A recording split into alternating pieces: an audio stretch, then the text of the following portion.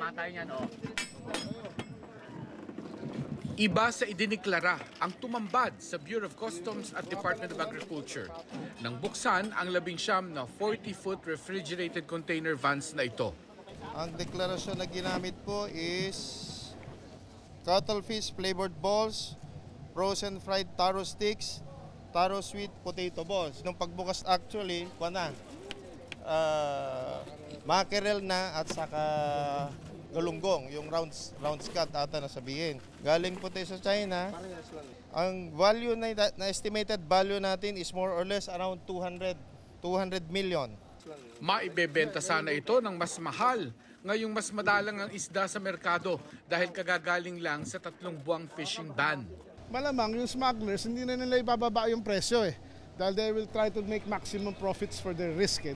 2 consignee ang nag-misdeclare ng mga isda at ngayon ay hinahabol na ng customs.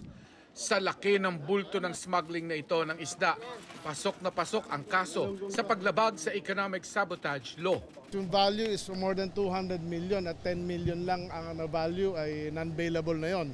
So talagang hahabulin namin ng Bureau of Customs at ng FDA itong mga perpetrators na to at we'll bring them to justice.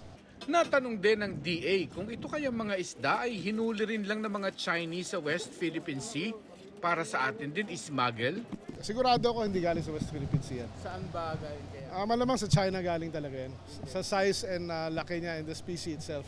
Yung mackerel niya is basically Scombrus japonicus That's basically from Japan. Seas, that area.